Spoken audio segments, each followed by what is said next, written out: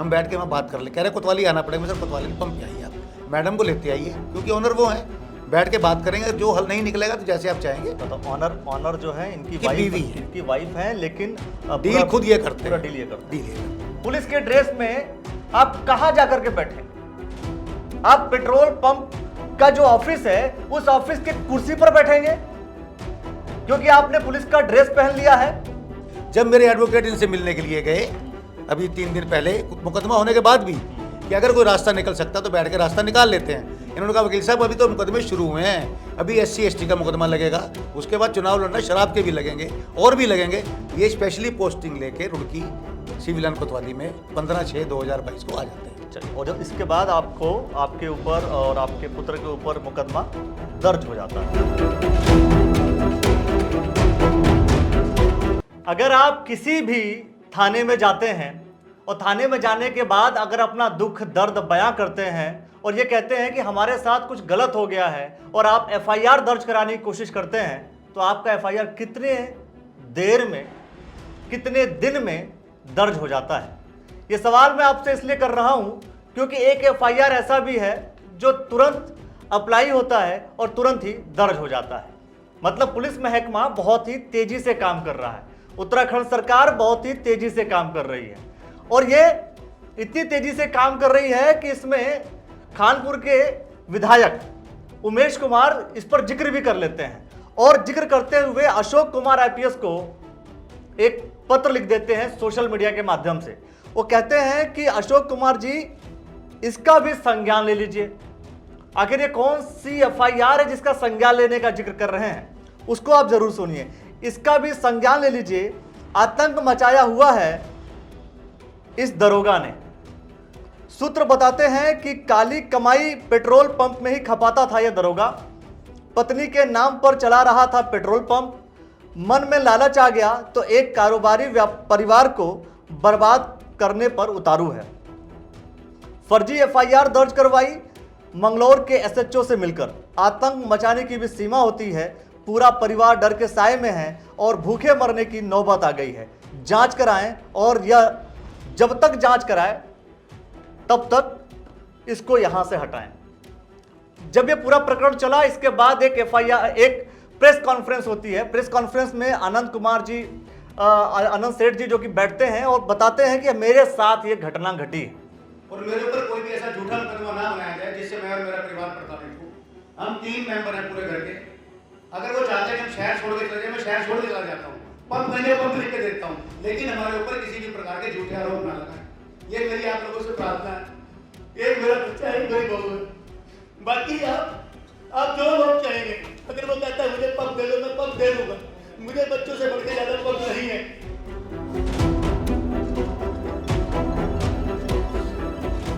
उस घटना के बारे में मैं आपसे चर्चा करूंगा और सबसे पहली चीज जो मैं जानना चाहूंगा कि आपने कहा कि एक दरोगा जो आपसे पैसे हड़पने के लिए आपको परेशान कर रहा है। नाम भी जानना चाहूंगा और घटना भी। ये दरोगा केदार सिंह चौहान जी SIS के पद पर तैनात हैं सिविल लाइन कोतवाली रुड़की में। जी ये पूरा प्रकरण इनके साथ है मेरा। एक पंप अलॉट होता है सन 2014 में ST कैटेगरी का। जी तो मैं नहीं जानता था कि चौहान कैटेगरी किस में आती है, तो मेरे परिचित थे, ये मिलने जुलने वाले थे। मैंने इनसे पूछा कि अगर चौहान साहब कोई आपके इलाके में ST हो या जिसे आप जानते हो अच्छी तरह से, एक ऐड निकली है उसको पंप लगाने के लिए, अगर कोई हो तो देख लेते हैं, नहीं तो किसी और को सोचेंगे, नहीं लगाएंगे।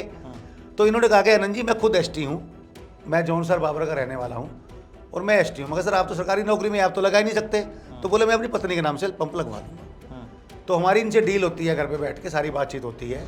तो ये उस डील में कहते हैं कि मुझे एक भी पैसा पंप में मैं नहीं लगा पाऊंगा क्योंकि मेरे पास कोई धनराशि नहीं है। पेपर आपको मैं दे दूंगा, 10 पैसे की पार्टनरशिप मेरी उसमें रहेगी और जो भी लाभ होगा उसमें से हानि में मेरा कोई रोल नहीं होगा हमारा, और ना ही कोई पैसा हम लगाएंगे। हम उसमें 6 पार्टनर थे। हम सब ने बैठ के प्लानिंग की, सोचा कि कैसे ठीक रहेगा। तो सब ने कहा ठीक है कोई बात नहीं, चलो अगर पेपर लगा रहे हैं 10 पैसे इनके हैं तो कोई दिक्कत नहीं। पुलिस में ईमानदार होंगे, हमें क्या पता था कि पुलिस ईमानदार है या नहीं है। उस समय हमारा कोई ऐसा वास्ता भी नहीं था किसी से। तो हमने ये एक फर्म बनाई साइनो कप्पा करके और हमने 2014 में पंप ही अप्लाई कर दिया। पंप अप्लाई करने के बाद 2015 में ये पंप अलॉट होता है और हम ये पंप निर्मल नेगी के नाम पे अलॉट हो जाता है IOCL से।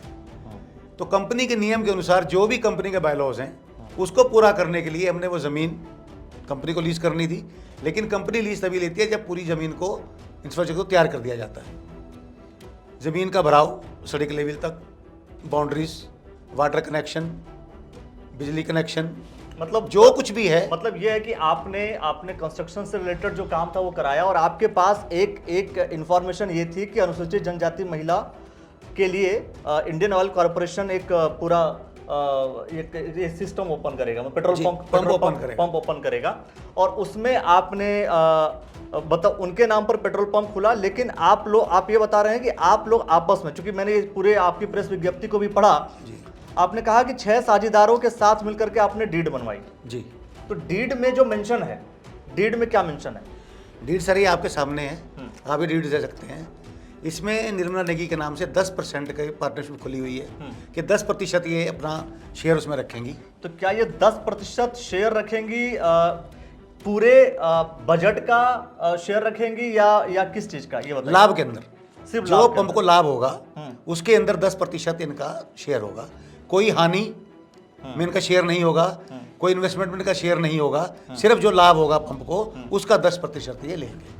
देखिए, मैं कैमरा पर्सन से जरूर कहूंगा, ये दो जो स्टेटमेंट मैं दिखा रहा हूं इसका स्क्रीनशॉट लेकर के हम आपको जरूर दिखा रहे हैं। स्क्रीन पर आप इसको देखेंगे और साफ तौर पर आप इसके अंदर देख सकते हैं कि 10% निर्मला नेगी के नाम पर है। और अगले ही पेज पर आप ये भी देखेंगे कि इसमें फर्म में यदि कोई हानि होती है या कोई व्यय होता है तो उसका समस्त उत्तरदायित्व, साइड में जो स्क्रीन पर देख रहे हैं आप, जितने भी 6 पक्ष हैं ऊपर से लेकर के, उनका कोई भी उनका रोल होगा, 7वें पक्ष का कोई भी रोल नहीं होगा। 7वां पक्ष सिर्फ और सिर्फ लाभ में से 10% का उत्तरदायी होगा, यानी कि सिर्फ प्रॉफिट चाहिए, नुकसान की जिम्मेदारी हमारी है। नुकसान की जिम्मेदारी हमारी। चलिए, तो नुकसान की जिम्मेदारी आपने ले ली और आप लोगों ने 6 लोगों ने मिलकर के 7 लोगों ने मिलकर के, अगर हम टोटली डीड बनाया आपने, और डीड बनाने के बाद पेट्रोल पंप जो ओपन हुआ वो 16 में ओपन हो गया। पूरे पंप को तैयार करने में IOCL ने उसमें जो भी उनका योगदान था कंपनी करके देती है, वो पूरे काम कंपनी ने किए जो उनके बायलॉज के हिसाब से थे। NOC लेना, जमीन को तैयार करना, बाउंड्री वॉल कराना, सब कनेक्शन लेना, टोटल NOCs लेना, जो भी डिपार्टमेंटल NOC हैं वो सब लेना, HRDA की या बाकी जो भी NOC हैं वो सारी लेना, वो हमारा काम था। हमने कंपनी को लीज कर दी, कंपनी पंप हमारा सन 2016 में चालू कर दिया जी। इसके बाद आपने ये कहा कि कुछ समय बाद दरोगा केदार सिंह चौहान जून 2022 में थाना कोतवाली क्षेत्र में आ गए वरिष्ठ उप निरीक्षक बन करके। इसके बाद आपने कहा कि उनके मन में लालच आ गया। लालच क्या था? लालच क्या है सर, जब 2016 से पंप चलता आ रहा था, सन 2019 में जो मेरे पार्टनर थे बाकी, वो कहने लगे नहीं जी इस पंप को आप ही रख लीजिए। एक एक करके आस्ता आस्ता जैसे भी उनका हिसाब बना, क्योंकि उनको कुछ और भी बिजनेस थे, मेरा काम सिर्फ यही था, यही मेरी रोजी जो भी दाल रोटी है मेरी यही है। तो मैंने उन सब के भुगतान करके जो भी थे उनसे लिखवा लिया, जो कुछ भी था वो सब उन्होंने मुझे लिख के दे दिया। तो ये पंप में मेरा और निर्मला नेगी जी का पार्टनरशिप रह गई। उसी बीच में एक स्कीम कंपनी की आती है सन 2018 में, जो पहले 5 वर्ष की समय सीमा थी, उसको घटा के कंपनी ने 3 साल कर दिया कि आप किसी को भी 25% में SC और ST के नियम के अनुसार पार्टनरशिप कंपनी में दे सकते हैं। मैं इस चीज़ को क्लियर जरा कर दूं अपने दर्शकों के लिए कि SC ST एक्ट का जो जब इंडियन ऑयल कॉर्पोरेशन लिमिटेड जब कोई इन्फॉर्मेशन शेयर करती है, उसमें यह था कि जिसके नाम पर रजिस्टर्ड है वो उसका मालिकाना हक उसके अंदर होता है, लेकिन उसके अंदर ये भी आ गया कि अगर 25% आप किसी और को भी हिस्सेदारी दे सकते हैं इंडियन ऑयल कॉर्पोरेशन के पंप खोलने वाले सेगमेंट में। डीड अलग चीज होती है, डीड अलग चीज होती है। मैं बहुत क्लियर कर रहा हूँ, डीड जो बनती है वो पार्टनर के बीच बनती है और कंपनी का संबंध उस व्यक्ति से होता है जिस व्यक्ति ने अप्लाई किया, जिस व्यक्ति ने प्रोसेस किया। बेसिकली ये 2 चीजें हो गई। देन 2019 में हमने एक फाइल अपने बेटे रोहित के नाम से कंपनी में डाली। कंपनी का पूरा प्रोसेस हुआ, कंपनी की मेल भी हमारे पास आएगी, ये कंपनी की मेल है जिसमें स्पष्ट रूप से लिखा हुआ है कि वहाँ पर सभी अधिकारियों की मौजूदगी में ये सब कुछ वीडियोग्राफिंग, साइनिंग सब कुछ आ गया इसमें। लेकिन कोरोना काल चलने की वजह से ये फाइल हमारी प्रोसेस में नहीं आ पाई। तो मैं ये कह रहा हूँ जब उन्होंने कहा, जब बाकी जो पार्टनर्स हैं उनको हटाया, तो उन्होंने हटाया या पार्टनर्स खुद ही हटे? नहीं, इन्होंने कहा कि मैं किसी को पार्टनर रखना नहीं चाहता, आप और हम रहेंगे। मैंने कहा चलो सब ठीक, लाइसेंस का नाम ये कह रहे हैं तो कोई बात नहीं। तो मैंने उनसे कहा दीपक जी आप तो कह रहे जी कोई बात नहीं, आप कैंसिल हो रखी है हमारी, आप लिखवा लो जो लिखवाना है हमसे। 4 महीने का टाइम मुझे उसमें मिला पैसे देने के लिए, लेकिन वो 4 महीने उन्होंने पूरे होने नहीं दिए, क्योंकि अप्रैल में पंप चला मेरा।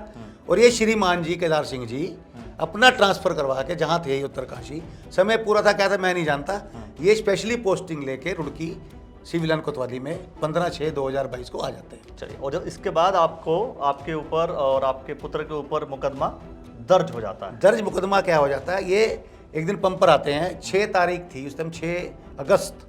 मैं टोडा जलालपुर से वापस आ रहा था मीटिंग करके चुनाव की, क्योंकि मेरी पुत्रवधू जिला पंचायत की तैयारी कर रही है। इनका फ़ोन मेरे पास आता है कि अरुण जी आप कहाँ हैं? मगर सर मैं मीटिंग में हूँ। बोले मीटिंग करके यहाँ मुझे कोतवाली में आके मिलो। मैं सर कल मिल लेते, बोले नहीं अभी अर्जेंट मिलना है। मैं और मेरा बेटा रात को मिलने जाते हैं, कहते मुझे कंपनी के सारे पेपर चाहिए। मैंने इनको मैंने कल प्रोवाइड करा दूंगा, और बोले कल से पंप को ऑपरेट मैं करूँगा। मैंने सर ऐसा कैसे? कह रहे ना पंप मेरी वाइफ का, तो पंप मेरा है। मैं सर पंप आपकी वाइफ का है तो आप चलाइए, मुझे कोई इतराज़ नहीं है, लेकिन जो मेरा पैसा लगा हुआ है आप मुझे वो तो लौटा दें। कह रहा कोई पैसा नहीं मिलेगा, आप यहाँ से जाएँ। ये बात हमारी 2-3 बार हुई इनसे, कोतवाली हम गए मिलने के लिए, बात भी की, लेकिन इन्होंने किसी तरह से भी बात सुनने से मना कर दिया। उसी बीच में हमारे परिवार में एक शादी आ जाती है। मेरी इनसे बात होती है 18 तारीख को कि सर आप कल सुबह पंप पे आ जाइए, हम बैठ के वहाँ बात कर ले। कह रहे कोतवाली आना पड़ेगा। सर कोतवाली नहीं, पंप पे आइए, आप मैडम को लेते आइए, क्योंकि ऑनर वो हैं, बैठ के बात करेंगे, जो हल नहीं निकलेगा तो जैसे आप चाहेंगे। तो ऑनर जो है इनकी वाइफ है, लेकिन डील खुद ये करते हैं, डील ये करते हैं। ठीक है, मतलब सरकारी विभाग, मतलब पुलिस विभाग में है और पूरा डील ये कर रहे हैं। इसी वजह से उमेश कुमार जी ने इस बात का जिक्र किया और अशोक कुमार जी को टैग किया, ताकि अशोक कुमार जी के पास इस बात की इंफॉर्मेशन जाए कि आखिर पुलिस महकमे के लोग क्या क्या काम करते हैं। मतलब पूरी सैलरी ढंग से नहीं देते, आप लोग बहुत गलत कर रहे हैं, पूरी सैलरी दिया कीजिए, ताकि बाकी जो आपके पुलिस डिपार्टमेंट के लोग हैं उनको अलग धंधा या अलग बिजनेस करने की आवश्यकता ना पड़े। और अगर परिवार में कोई और सदस्य कर रहा है तो मैं समझ रहा हूँ उनको करना चाहिए। खैर, तो फिर अगला क्या हुआ? उसी दिन पंप पर मेरे मित्र 3-4 मेरे मित्र हैं, वो पंप पे आने जी बैठ के फैसला करते हैं, बात करते हैं। झगड़ा नहीं होना चाहिए, अगर ये रखे तो ये रख ले, आपको पैसे दे दे, और अगर विवाद निपटता है तो बात करें, अगर शेयर बढ़ाना चाहते हैं, बात करना चाहते हैं तो करी जाएगी। ठीक है, मैं इनको फ़ोन करता हूँ 19 तारीख को तकरीबन 12-12:30 बजे। मैं चौहान साहब आपकी वेट कर रहे हैं, आप अभी तक पंप पे नहीं आए। इन्हें कहा मैं पंप पे नहीं आऊँगा, जो बात करनी है कोतवाली आगे करो। मैं सर मेरे यहाँ शादी है 21 तारीख की मेरी भतीजी की, हमें वहाँ निकलना है। तो बोले नहीं आप शादी करके आइए, उसके बाद आके बैठ के बात करेंगे। मैं तो सीधा साधा आदमी हूँ, मैं ज़्यादा लाग लपेट वाला काम करता नहीं। मैंने इनसे कहा ठीक है सर, जैसे आप ठीक समझे वैसे कर लीजिए। मैं 19 तारीख को अपने घर आता हूँ रात को, बच्चे मेरे शादी में चले जाते हैं 19 तारीख को ही। मैं घर पे आता हूँ 8 बजे, मेरे पास कोतवाली से फ़ोन आता है मंगलौर से, कि मैं मंगलौर से कोतवाली से बोल रहा हूँ। मैं जी सर कहिए। बोले कि आपके नाम पे कंप्लेंट आई है और आपने इसकी जांच में सहयोग करना। मैं सर बिल्कुल करूँगा, लेकिन मैं शादी में जा रहा हूँ और वहाँ से आकर उन्होंने कहा ठीक है आप शादी में कब से आएंगे? मैं सर मैं 22 या 23 में आ जाऊँगा। बोले ठीक है आप 23 तारीख को 11 बजे मंगलौर कोतवाली आ जाइए, 22 या 23 में बैठ के बात कर लेंगे। लेकिन सर मुझे क्या पता था कि रातों रात ये सब कुछ हो जाएगा, मेरे ऊपर FIR हो जाएगी, मेरे बेटे पे FIR हो जाएगी। मैं तो जब शादी में यहाँ से निकल गया। तभी तो ये पुलिस महकमा फास्ट काम करता है, बहुत जल्दी आप मतलब FIR दर्ज हुआ तो ये अच्छी बात है, ये कोई बुरी खबर नहीं है। लेकिन बात यह है कि वो किस कंडीशन में कौन व्यक्ति किस तरीके से करवा रहा है, वो एक दूसरी बात हो जाती है जो समझने वाली बात होगी। लेकिन एक बात आपने और मेंशन किया है इसके अंदर कि गुमराह वाली बात तो आपने की, साथ में आपने कहा कि मेरे द्वारा उक्त पेट्रोल पंप पर अपने पुत्र रोहित का नाम IOC में 25% की भागीदारी हेतु भेजने के एवज में दरोगा जी ने मुझसे अच्छी खासी रकम ली है। दरोगा जी ने प्राप्त की। मतलब आपने एक तरीके से आपने डोनेशन दिया, आपने रिश्वत दी है एक तरीके से। अब वो कुछ भी माने उसको, वो समझे। हाँ। वो समझे क्या है, कंपनी में 25,000 का ड्राफ्ट जाता है, वो मेरे अकाउंट बेटे के अकाउंट से गया हुआ है। लेकिन आपने प्रेस विज्ञप्ति में ये चीज बिल्कुल मेंशन की हुई है कि अच्छी खासी रकम आपने दी है। देनी पड़ती सर, अगर बेटे का नाम जा रहा है तो कोई बात नहीं भाई, 10 और सही, जहाँ इतना पैसा लगा हुआ है वो तो सेफ हो जाएगा मेरा। जिस हिसाब से इनके दिमाग में बेईमानी आ रही थी, अगर मेरा 70-80 लाख रुपए डूब रहा है कोई बात नहीं, उसको बचाने के लिए 10 लाख और जाता तो कोई दिक्कत नहीं है। और इसके बाद उन्होंने और भी अधिक मांग की, इसके बाद आपने असमर्थता जताई है, इसके बाद आपके ऊपर झूठा एक मुकदमा, देखिए झूठा सच्चा मुकदमा अलग चीज़ है, लेकिन मुकदमा आपके ऊपर हो गया उस कंडीशन में जब आपने पैसे दे दिए। पैसे देने के बाद भी उनकी डिमांड बढ़ती चली जा रही है। अब आप चाहते क्या है, बेसिकली मैं ये जानना चाहता हूँ। सर मैं तो अब आप इस पूरे कंडीशंस में क्या चाहते हैं? सर और साथ में आपने ये भी कहा कि क्या वास्तविकता है जो आपने इसके अंदर मेंशन किया हुआ है कि आकर बिना आपकी अनुमति के जितनी भी दस्तावेज हैं ताले तोड़कर चोरी कर लिया गया है? बिल्कुल, इसका कोई वहाँ सबूत है? वीडियो फुटेज है, फुटेज है? क्योंकि हम तो पंप पे जा नहीं सकते। हाँ। ये सब 21 तारीख का मामला है, जब हम शादी में थे। हम्म, सुबह इधर मुकदमा दर्ज करवाते हैं, सुबह पंप पे पहुंच जाते हैं कुछ लोगों को लेके, सारे ताले तोड़े जाते हैं, वहाँ से डॉक्यूमेंट उठाए जाते हैं। क्या उठाया गया मुझे कुछ नहीं पता। अब उस पर इन्होंने साइन कैसे किए, किसके किए, क्यों किए, मुझे क्या पता है। मुकदमे में ये लिखवाया इन्होंने कि ये जो डीड है ये डुप्लीकेट है, फ्रॉड है, ये बैंक अकाउंट फ्रॉडी से खुला गया है। जबकि आईसीसी बैंक वाले, आप खुद पत्रकार हैं, आपको पता होगा कि किस हिसाब से सीसी अकाउंट खोलते हैं। मतलब अब सोचने वाली बात है कि मतलब बैंक अकाउंट वाले भी फर्जी काम करने लगे हैं। अब अगर अकाउंट गड़बड़ खुला है, गलत खुला है, तो बैंक अकाउंट वाले भी फंसेंगे, है ना, कंपनी भी फंसेगी, कहीं ना कहीं इंडियन ऑयल कॉर्पोरेशन भी फंसेगी। और या तो अच्छा, आप क्या चाहते हैं, अगर निष्पक्ष जांच इसकी हो जानी चाहिए या नहीं हो जानी चाहिए? सर एक और बोर लगाया उन्होंने मेरे ऊपर, आपने शायद ध्यान से नहीं पढ़ा है, सुना आपने इस नहीं। बात का जिक्र किया कि ये डीड ये भी फर्जी है। लिखा है इन्होंने कि फर्जी डीड बनाकर फर्जी अकाउंट खोलकर मेरे साथ धोखाधड़ी की। इन्होंने कहा कि 1 करोड़ की लिमिट बनवाई है। वो सर मैं स्पष्ट करना चाहता हूँ, वो लिमिट नहीं होती, वो ईडीएफसी होती है। वो सिर्फ कंपनी सेल के ऊपर देती है। आईसीसी बैंक और आईसीसी का टाई अप है। वो हमारी 1 करोड़ की पंप की बनी है, जिसमें से आज की डेट में भी 50 लाख रुपया उस अकाउंट के अंदर बाकी है। अगर मेरी मंशा गबन करने की थी तो मैं सारा पैसा निकालता वहाँ से। और 20 तारीख को जब मैं शादी में गया हूँ, उस दिन सुबह भी मैंने वहाँ पे ट्रांजैक्शन की है, उस अकाउंट में पैसे जमा किए हैं, ना कि निकाले हैं। अगर मैं फ्रॉड करना चाहता तो वहाँ से पैसे निकालता। आज तक ये मेरे पंप पे कब्जा करके तेल बेच रहे हैं, डीजल, पेट्रोल, मोबिल, तो ये कहाँ से बेच रहे हैं? वो मेरा मंगाया हुआ बेच रहे हैं। कम से कम 18 से 20 लाख का मेरा वहाँ प्रोडक्ट थे, वो 20 से 25 लाख की उधारी मेरी, इन्होंने सब कागज जब्त कर लिए। वो 10 लाख ये ले गए। तो 1 करोड़ से बढ़ रहा है मेरा पैसा, तो कम कहाँ हो रहा है? अगर ये कह रहे फ्रॉड किया तो फ्रॉड कैसे किया मुझे बता देंगे। यही मैंने इनसे पूछा है, चौहान साहब मुझे आप ये बताइए कि फ्रॉड कहाँ किया मैंने आपसे। और सबसे बड़ी बात है, देखिए वो तो आपका डिस्कशन एक तरफ है, ताले तोड़कर ले जाने वाली जो घटना है, क्या आपके पास एविडेंसेस हैं उसके? सर वहाँ कैमरे उन्होंने चेंज करवा दिए हैं। अब डीवीआर वहाँ छोड़ी है नहीं छोड़ी है वो तो ये जानते हैं। मैं तो पंप ही नहीं गया उसके बाद। अच्छा, कभी वो जब चर्चा करने आते हैं, अगर इनकेस अगर वो पेट्रोल पंप पे आते हैं, क्या वो वर्दी में आते हैं? वर्दी में फुल ड्रेस में आते हैं। डिस्कशन मतलब आप साफ तौर पर ये कहना चाह रहे हैं कि पूरा डिस्कशन पूरा लेन देन, पूरी डिस्कशन, डीलिंग जो भी होगी वो केदार सिंह चौहान जी करेंगे, ना कि निर्मला नेगी जी करेंगे। चलिए, अब अंत में एक सवाल, बाकी मैं जनता से सवाल जरूर करूंगा इस विषय को लेकर के कि क्या अगर आप दरोगा हैं तो आप पूरा जो व्यवस्था पूरी करेंगे वो खुद जाकर के आप डील करेंगे? तो सवाल सबसे बड़ा खड़ा होता है। और साफ तौर पे आपने कहा कि वर्दी में जाकर के आप धौंस जमाते हैं। ये धौंस जमाने वाली बात इसलिए है क्योंकि कहीं ना कहीं वर्दी में अगर कोई व्यक्ति जाता है तो सामने वाला व्यक्ति वर्दी की कद्र भी करेगा, और वर्दी की कद्र करनी भी चाहिए, सभी लोगों को कद्र करनी चाहिए। उत्तराखंड को मित्रता पुलिस कहते हैं, लेकिन ये कौन सा मित्र पुलिस है कि आप जाकर के सामने वाले को समझाएंगे, हड़काएंगे? वो सबसे बड़ी बात है, ताला तोड़ करके चले गए। मैं आपसे कह रहा हूं कि क्या आपने, अब आप क्या चाहते हैं कि फाइनल इसका जो कंक्लूजन है, आप क्या चाहते हैं कि दरोगा जी के साथ आप क्या चाहेंगे कि वो उनकी जांच करवाना चाहते हैं पूरे सिस्टम का, पूरा जो चला है, क्योंकि इसकी जांच आप करने को तैयार हैं कि भाई बिल्कुल फोरेंसिक जांच हो हर चीज की। अगर वो कह रहे हैं डुप्लीकेट साइन किए हैं तो फोरेंसिक जांच हो, या तो रजिस्ट्रार ऑफिस झूठा है या हम झूठे हैं। तो सबसे बड़ी बात है, जब एक पक्ष पूरी तरह से तैयार है कि फोरेंसिक जांच तक करवा लो, आप सारे जांच करवा लो कि जो इसके अंदर अंगूठे के निशान है ना, उंगलियों के निशान है, तो उस उंगलियों के निशान की भी जांच करवा लो।